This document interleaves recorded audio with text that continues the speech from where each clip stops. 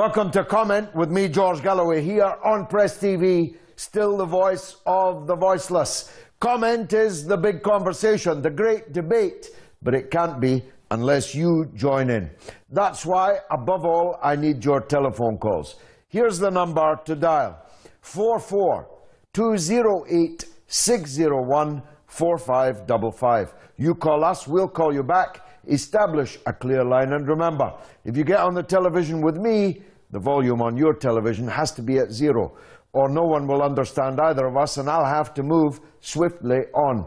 You can also SMS the show on 447800008066, and the best of those will come up there on the comment wall. Ditto your emails, and the email address is comment@presstv.co.uk. And the Twitter ID is comment_PressTV. All of them will go up there on the comment wall. Two interesting questions tonight. How should the Palestine activist Rachel Corrie be remembered? And how should the socialist and parliamentarian, the late Tony Benn, be remembered? Both of these human beings were very, very precious people. Let's start with Rachel Corrie. It's the 12th anniversary of her murder by the settler state at Rafah on the border with Egypt. The Zionist bulldozers bulldozed her to death as an act of deliberate murder. She was 23 years old, a young, blonde American woman who deliberately placed herself in front of the Israeli bulldozers as they bore down on Palestinian homes that they were bent upon destroying. It doesn't get much more heroic than that. She was not a Muslim. She was not an Arab. She was not a Palestinian. She was an American citizen. And she gave her life's blood to defend the people of Gaza. I personally think that she and Tom Herndl, the young Englishman who was also murdered by the settler state in Gaza, will never be forgotten. They must never be forgotten. Tony Benn would have been 90 years old this year, but we commemorate the first anniversary of his demise. I was with Mr. Benn from the 1970s, from when I was a young man. He was like a father to me. He was the gentlest, the kindest, the wisest, the bravest, and the finest parliamentarian of them all. He was the best Prime Minister that Britain never had. He stood up for what was right. He was proud to be a Daniel and able to stand alone as a Daniel in whatever lion's den you put him into. As I look at his picture now, I'm moved all over again by the fact that he is no longer with us. But I will be appearing in London on Sunday night at a Stop the War Coalition event. You can get it on the Stop the War Coalition website, and I'll be tweeting it from my own account at George Galloway MP. And these are the kind of things that we will remember. If we can find the money to kill people, we can find the money to help people. Beautiful, simple, and true. And Mr. Benn was a font of such things. All war represents a failure of diplomacy, he used to say, usually whilst quoting from the foundation articles of the United Nations, in which he wholeheartedly believed and felt that the United Nations had become a pale shadow of what people like him at the end of the Second World War had wanted it to be. This idea, he said, that politics is all about charisma and spin is rubbish. It is trust that matters. Well, Mr. Benn had tons of charisma. He used to say that politics is not about personality, but about issues, though paradoxically his personality outshone that of all others. He was pretty good at spin too. He was way ahead of his time. He used to tape record every speech that he made so that no one could misrepresent it later. And these in the days long before mobile phones, when his tape recorder was this size and he'd put it down on the table in front of a journalist who was about to interview him, making it clear to the journalist that if he or she misrepresented him, he, Mr. Ben, had the evidence. Both great people, both no longer with us, both never forgotten. That's my view. And here he is as a young man, marching with his beloved American wife, Caroline. He came within a whisker of becoming the leader of the Labour Party. I think it was 0.465% he lost. The deputy leadership, and the leadership would have quickly been his. I travelled the length and breadth of Britain with him and had the great honour to sit in the British Parliament for many years with him. He left Parliament in order to spend more time in politics, and my goodness, he did that. So there's a pale shadow of a parliamentarian. 3, 4, 5, 6, 10, 50, 150 pale shadows. And there's the real thing. Mr. Ben was the president of the Stop the War Coalition from its inception until his demise, and will remain forever our inspiration. This is him speaking as a very old man, but with none of the passion or the wisdom lost. He was, of course, the leader of the movement against the war in Iraq. He led the march. Even in his 80s, he was leading marches, marching for miles through central London, sustained largely by mugs of tea and his pipe, which he would smoke everywhere, even where smoking was forbidden. And look at this, Blair going to step down as the Middle East peace envoy. Can you believe it? The Middle East peace envoy? This war criminal, this mass murderer, this man who's made £100 million as a result of the killings in which he was involved, the killing of the Labour Party, making life safer for the corporations and the banks, the killing of the people of Iraq and Afghanistan, being paid now by the neighbouring dictatorships and companies within those neighbouring dictatorships. We're coming to get you, Tony Blair, and the film that I'm making, The Killings of Tony Blair, is now in the editing suite and will be on your screen very soon indeed. Tony Blair, Tony Benn, not much difference in the size of the name, but all the difference in the world in the size of the men. Let's take our first caller, Imran in Manchester. Imran, welcome to the show. Hi, Galloway. How are you doing? By the grace of God, I'm good. Thanks very much. Go ahead. Good.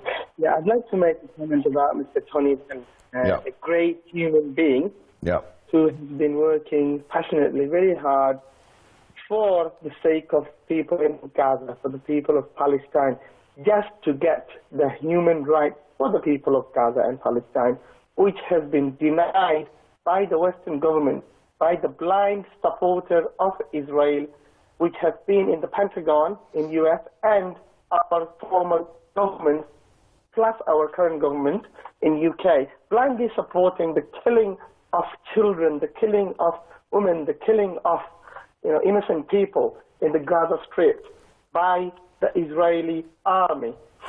I think we should remember this person for a great human being, to do something about him, to remember him for the rest of, until the world ends. We should remember this human being, because he was a very good person and he was a great human being to support the humanity rather than anything else. He is a role model, and our politicians should see him as a role model. Imran, unfortunately the telephone line wasn't great, but your sentiments were great indeed and came across loud and clear despite the difference in the quality of the line from time to time. Thanks very much for that call. Don't forget, as if you could, that Netanyahu, the mass murderer, the war criminal, is back in power with a big, powerful victory. Him and the people even worse than him were re-elected with thumping majorities in the Israeli election just this week. But not before Netanyahu made it plain that all this guff for more than 20 years about a two-state solution, about a Palestinian state, was all just hogwash. He tore it all up in public in order to get the votes of the settlers in occupied Palestine. So the world now has a choice. What are they going to do about this declaration of war by Netanyahu? For that is what it is. It's a declaration of war, not just on the Palestinians, not just on the Arabs, but the world. The entire world is committed to a two-state solution, which he has just, in the swirl of an election campaign, made clear he will not implement.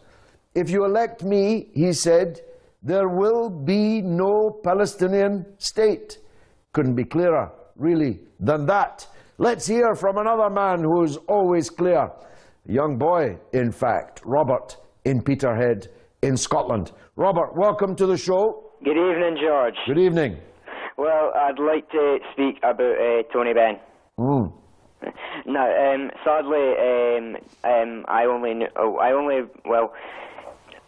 I really wasn't around when Tony Benn was in the limelight, but when I heard him speak on the BBC about Gaza, I already made up my mind that this man was a good man. He was definitely 100% real Labour, old Labour, true Labour. He was a hero. He defied the BBC and went on with the broadcasting for Gaza. Yes, this is when the BBC refused to do as other television companies were doing, to announce the telephone number and email address to which people could give charitable aid to Britain's leading charities, Oxfam, Save the Children, and others, so that they could bring aid to the Palestinians under bombardment. The BBC refused. So Mr. Benn went on to the BBC and read it out himself. And they tried to stop him, but they couldn't stop him. Nobody could stop him. Even death has not stopped him. His spirit lives on, is everywhere, is present. His inspiration for you, a young boy up in Peterhead, drives us on and forward. Isn't that a wonderful thing, Robert? It is truly wonderful that Tony Benn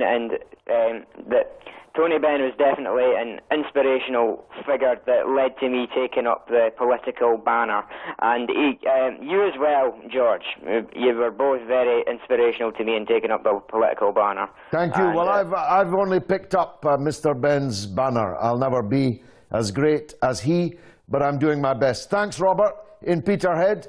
Christina is in Portugal. How should Tony Benn be remembered, Christina? Well, I think another Bristolian by the name of Banksy should make a cartoon with his pipe and the smoke being as in the scales of justice, and sneak it in somewhere really prominent, like maybe on the apartheid wall in Palestine. That would be a good place for it. Yeah, or the House of Lords, or 10 Downing Street. Yes, of course, Mr. Benn did everything he could to get out of the House of Lords.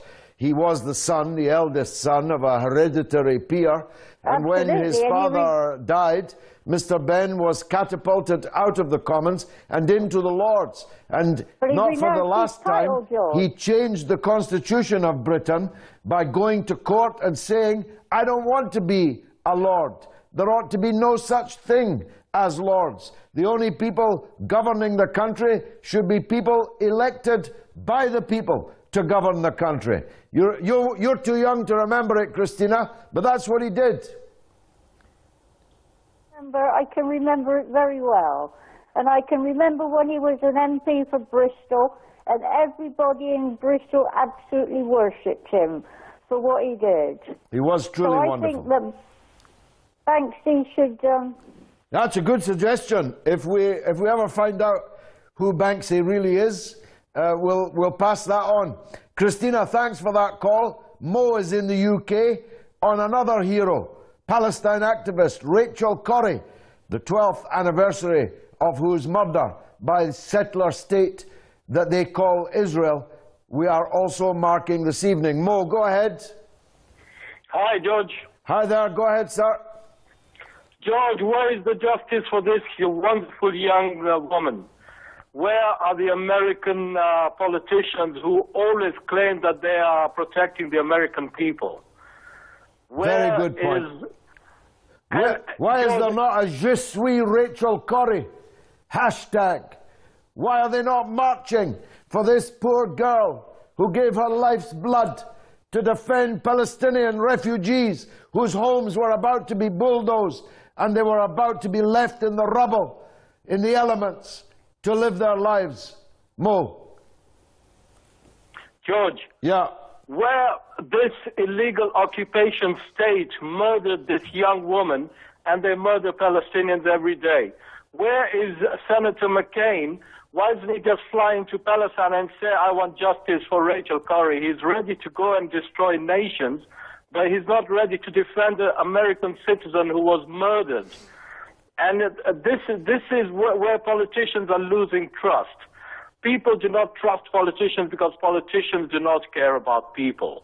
And this is a big, big problem. Although the jury is still out on you, George, I think you're not one of those politicians, I hope. But we need politicians to be trustworthy. We need politicians to stand with the people and not for themselves or corporations. Thanks for that call. Bani is in Switzerland. Go ahead, Bani. Good evening, Mr. George Galloway. Good evening. Good evening to you. Go ahead, please. Work always. Thank you.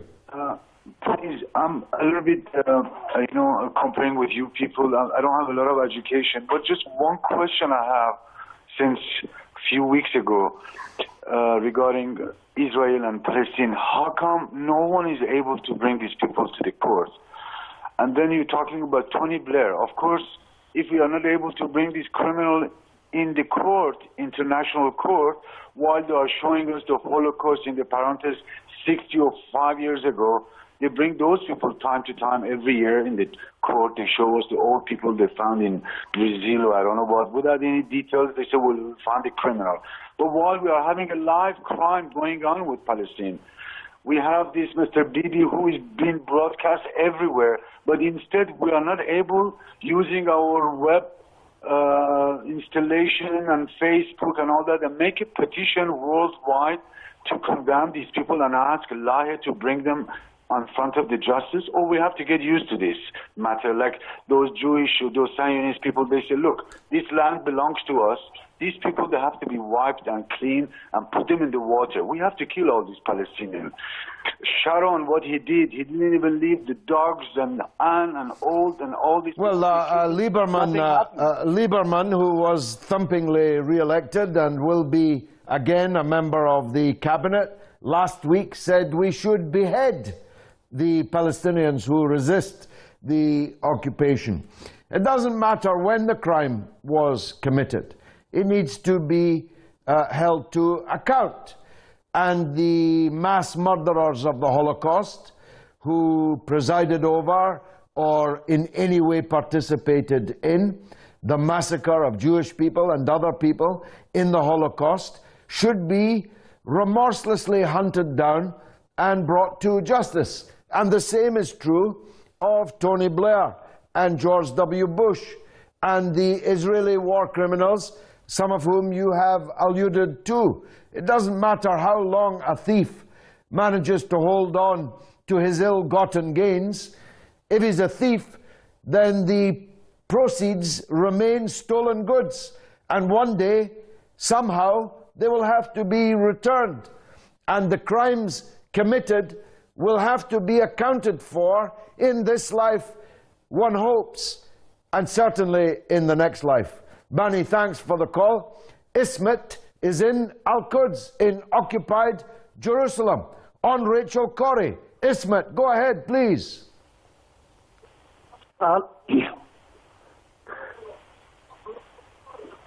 Ismet, you're on the air. Hello, Mr. George. Yes, hello, brother. Go ahead. Hello, Mr. George. How are you? Alhamdulillah, I'm very good. The better for hearing from you in the occupied Palestine. Go ahead. Thank you so much for your effort. You've come into Gaza so many times, and you've been angel for the Palestinian cause. La shukra ala wajib, Habibi. Go ahead.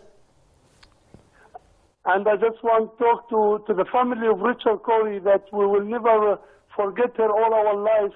And this girl has to build for her a big statue in the middle, not only in Gaza, even in the middle of Times Square in New York, that to show that even her government supporting the Israelis, she stopped against the bulldozer. They supporting them to destroy the Palestinian houses. And she said, no for all this unfair for treating people in Gaza and all over Palestine.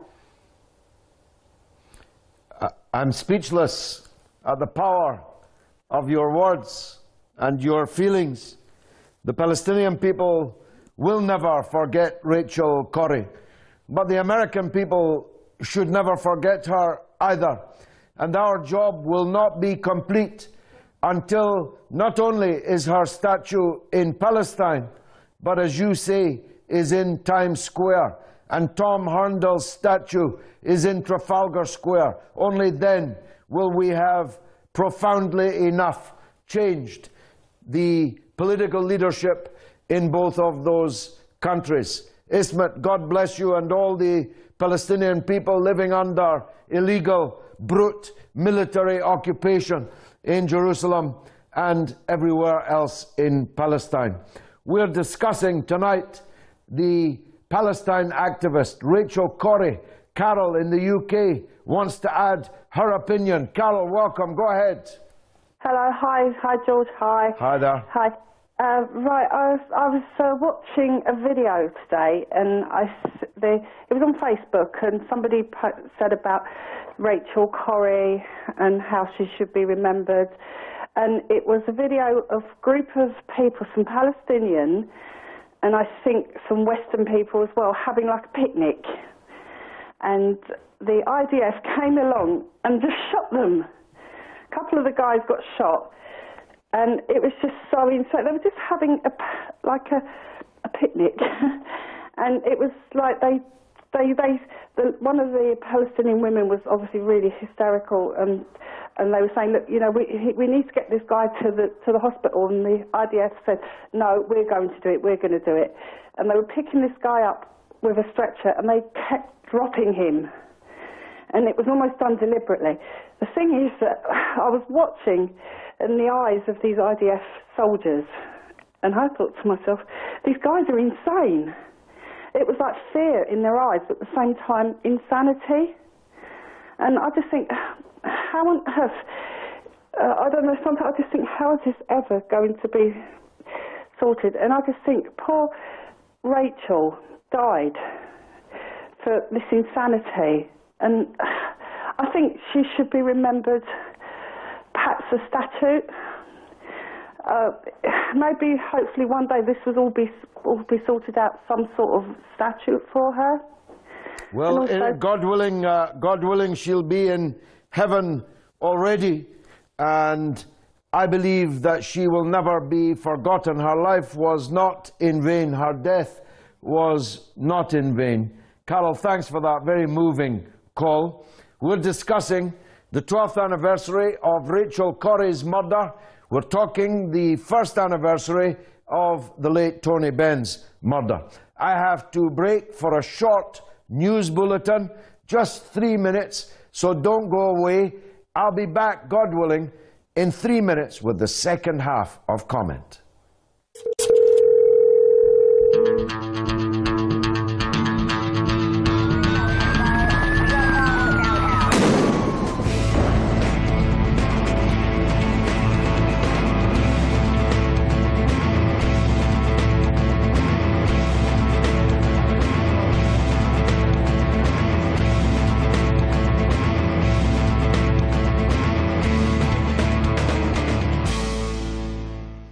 Still watching Comment with me, George Galloway, here on Press TV. Still the voice of the voiceless.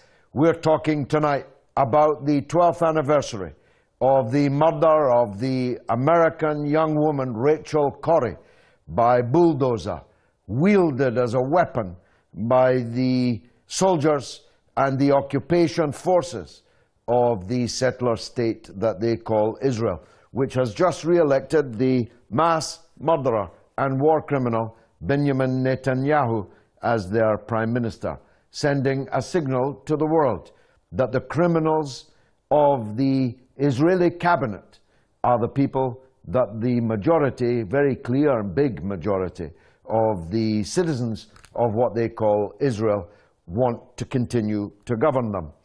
Netanyahu has already declared that there will be no Palestinian state. This after more than 20 years of Israeli leaders pretending to be negotiating to bring about just that Palestinian mini-state. So at least now things are clear. The world must decide what it intends to do. Rachel Corrie had no doubt what she had to do. She stood in front of the bulldozers.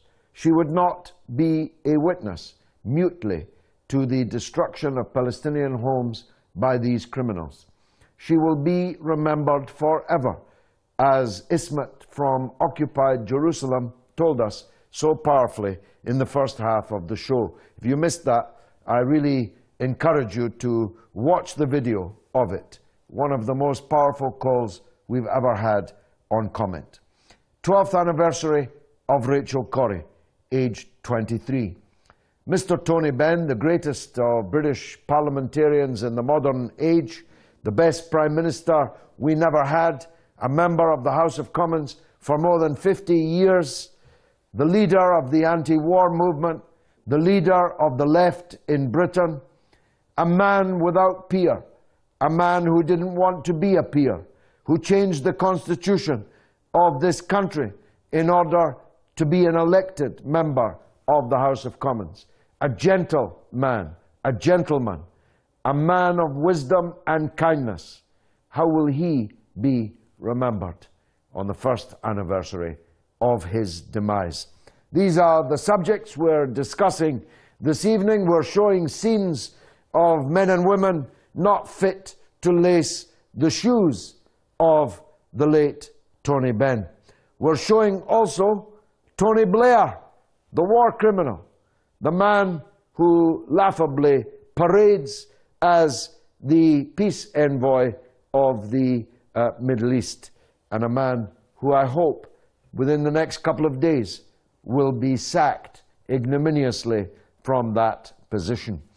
This is Mr. Benn in one of the very last public appearances that he made, talking against the great crime that was committed against the people of Iraq.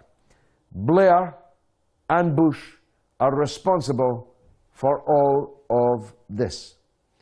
And they're responsible for all of the crimes, the death and destruction carried out by the State of Israel, which they so fulsomely supported, financed, armed, and protected in the United Nations, in every diplomatic sphere, every fora.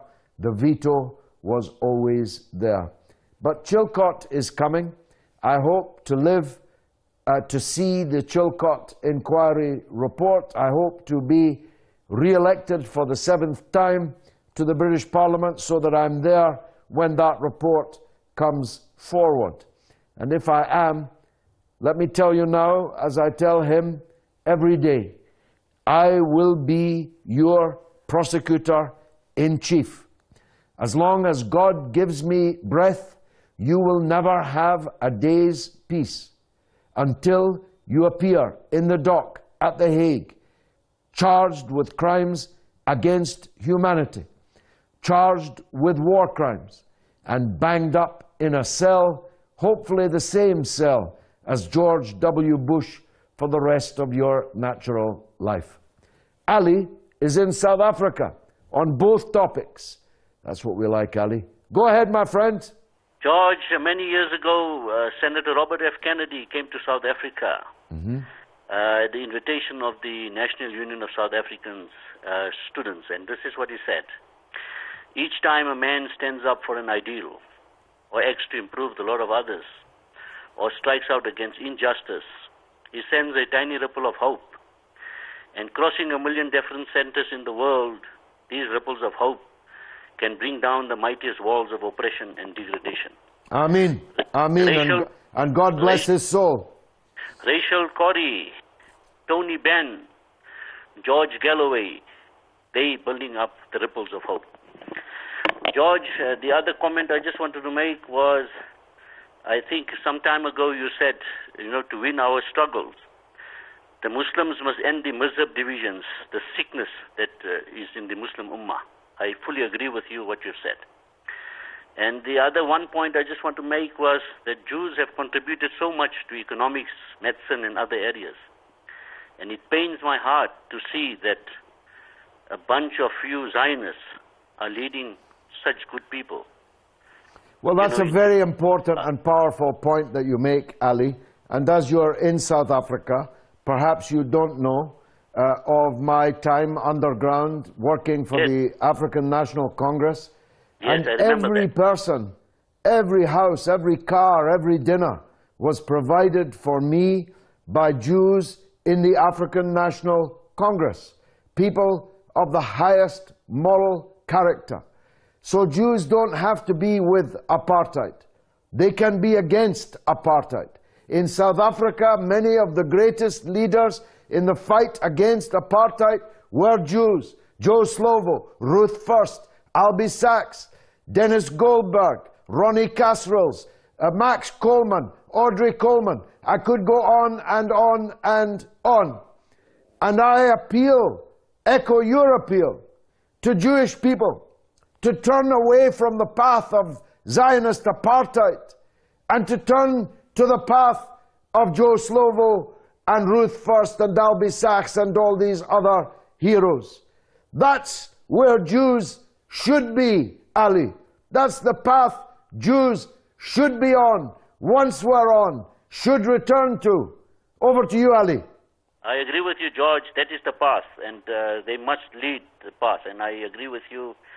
Sirat al-Mustaqim, Ali, the straight path. That's where they should be. That's where all of us should be. And as you rightly say, this sickness of sectarianism, of selfishness, of greed, of hypocrisy, the greatest of all sins, this munafiqim. Yes. Because Ali, Rachel Corrie, if she'd fallen into the hands, God forbid, of this ISIS, would have been murdered by them. Tony Benn, if he'd fallen into the hands of this ISIS, would have been murdered by them. They would regard both of these great people as what they describe kuffar, whose life's blood is worth nothing. Am I right, Ali? I agree with you, George, 100%. Thank you. God bless you and all our friends in South Africa. I'm talking about Rachel Corrie. I'm talking about the late and great Tony Benn, with whom I marched literally and metaphorically almost all of my life. I met him for the first time in the mid-1970s when I was 21 years old, and I was at his funeral 1 year ago. But I don't feel that he's dead. I feel that his message, his inspiration, his approach are still with us. In fact, I find myself using some of his phrases, some of his words, as if they were my own, because I heard them so often, and they were so powerful and so moving. He was, look at that beautiful man. How beautiful is he? How he spoke, how he dealt with people. Young and old, men and women, black and white, important, unknown, it made no difference to that great, beautiful man. And look at this that's in his wake.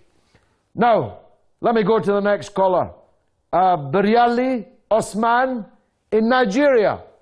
Go ahead, brother. Hello, Judge Gallery. Good evening. Good evening, Biryali. Go ahead. Yes, I want to recommend your effort for this laudable program. In fact, it's very imperative.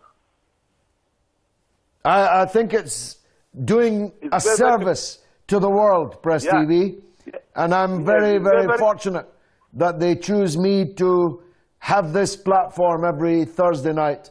And grateful to all the Nigerians who watch us. They often can't get through on the telephones, and I'm glad that you're through and with us tonight. Go ahead, brother. Yes, I want to comment on the election that just took place in Israel. Yes, that re-elected Netanyahu and Lieberman and all these criminals. It's very unfortunate that Netanyahu won this election. In fact, it's very unfortunate. And there was nothing like free and fair election that took place because most of the Arabs have not been allowed to vote free and fair election. And it's very unfortunate that Netanyahu to come out openly and accuse that there will be no Palestinian state. In fact, it's very astonishing. In fact, well, the Arab voters were allowed to vote. They weren't allowed to vote for the parties of their choosing because those parties weren't allowed to participate.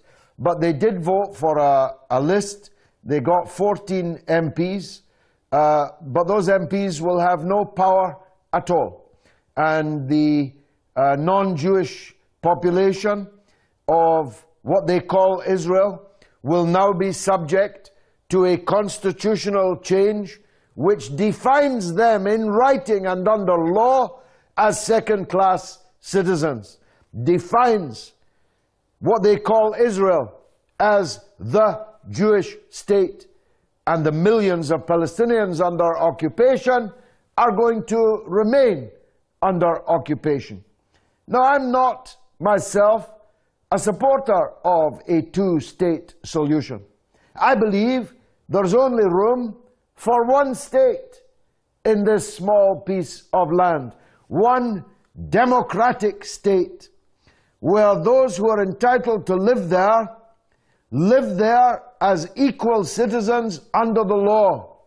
And that means the millions of Palestinians under occupation, annexation, or siege must be equal citizens, must have votes.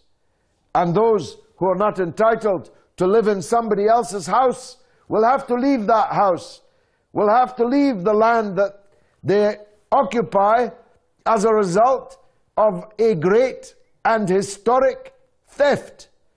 That's the future for that territory. But you're right.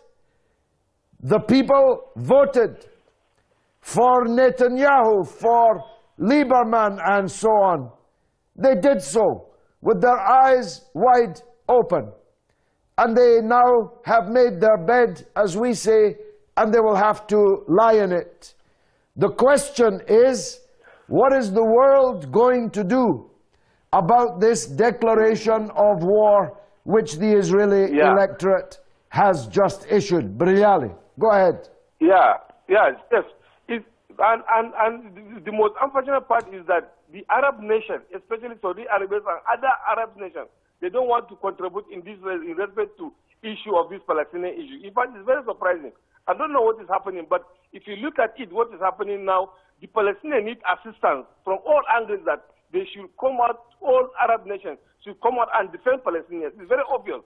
In fact, they have been killing people, they have been killing these Palestinian people day in, day out. It's very, very unfortunate, Judge. I don't know. Well, you're right. You're right. The very minimum that we must demand from all Arab states is no recognition of the settler state, no normalization of relations with the settler state, full support for the Palestinians living under occupation, annexation, and siege, an end to Arab conflict, an end to Arab war, one national unity project to recover Palestine from the foreigners who occupy it. That's the very minimum that we can ask. If we want to go further, these Arab states should not be trading with, banking in, buying weapons from any of the states in the West that make this settler state possible. Because by so doing, they are indirectly recycling their petrodollars to Israel. If they bank in the United States, buy weapons from the United States, or from Britain, or from France, some of that money is ending up back in the settler state in the form of financial subvention, weapons, and other support. So the very minimum of any Arab state worthy of the name would be to do these things. Thanks very much for that call from Nigeria. We're talking mainly tonight about Rachel Corrie on the 12th anniversary of her murder by that aforementioned settler state, and also the first anniversary of the demise of the late and great Tony Benn. Idris is also in Nigeria. The phones are getting through tonight from Nigeria. Go ahead, Idris. Yeah, good evening. Yes, go ahead. You're on the air. Yes, I want to appreciate your program. I've been watching your program all the while. I'm just calling for the first time today. I'll be trying. I've not been getting you. Thank you very much. Go ahead, sir. Yeah, please, just want to make a contribution regarding the anniversary. Although at the time the guy was, whether I was born, I don't know. But he had tried for the Palestinians.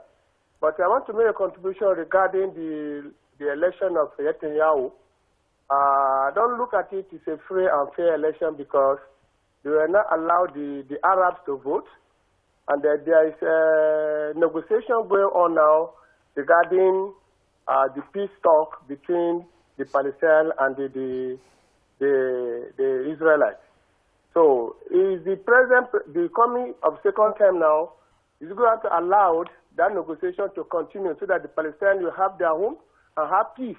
Because in Gaza, every time killing is so much from the Israelites. So for his second time, we should look at a way to have a peace talk so that the Israelites and the Palestinians should have a way to understand themselves and have a peace. Well, there are now no peace talks. There haven't been any peace talks for a very long time.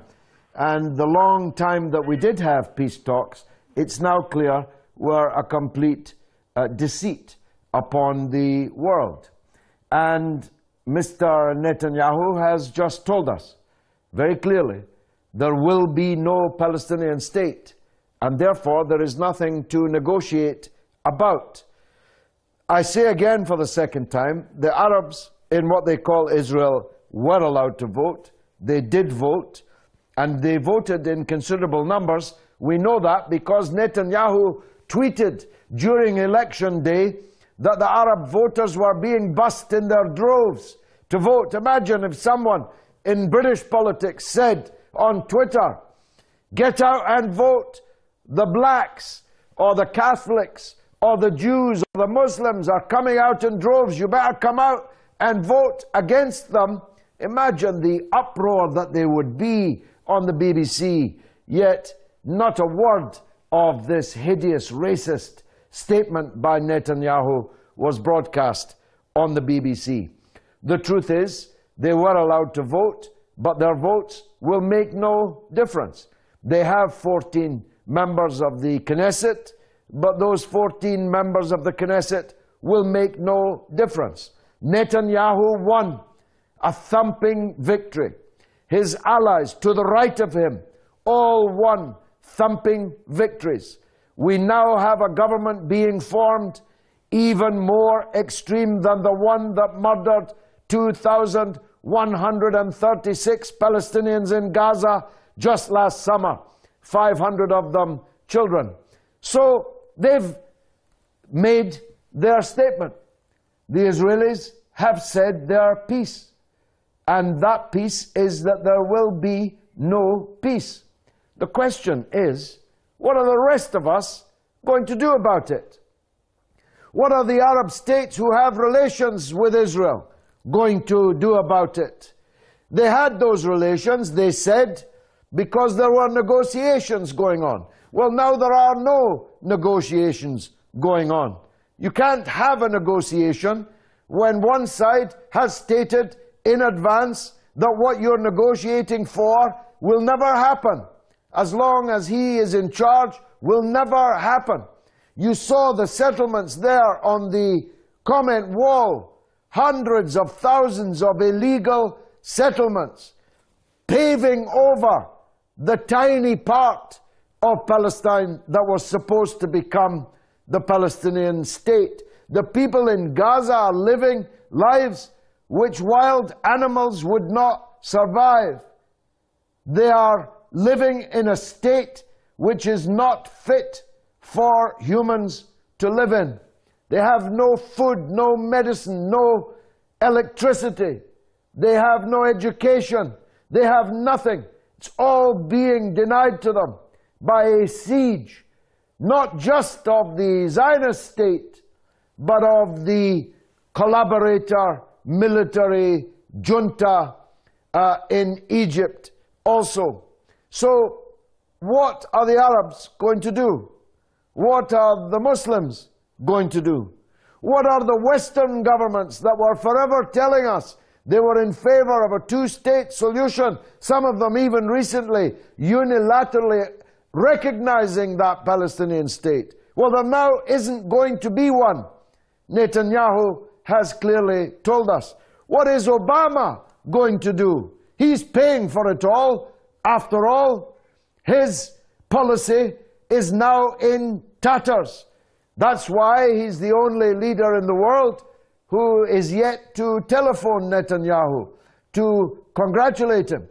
There is nothing to congratulate him about. He came to Washington, he humiliated the American president and the administration, he danced on the grave of the so-called peace process, he then went home and was thumpingly re-elected. So, what is the American president going to do? What is the European Union going to do? What is the British government going to do? What are you going to do? You can continue the discussion on Twitter at comment_PressTV. It's been marvelous for me. I hope it was for you. And if it was, God willing, come back next week at the same time.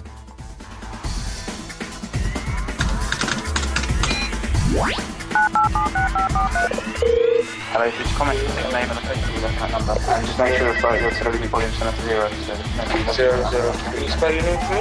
Yeah, I know. You'll be directly put through this, your phone number, and then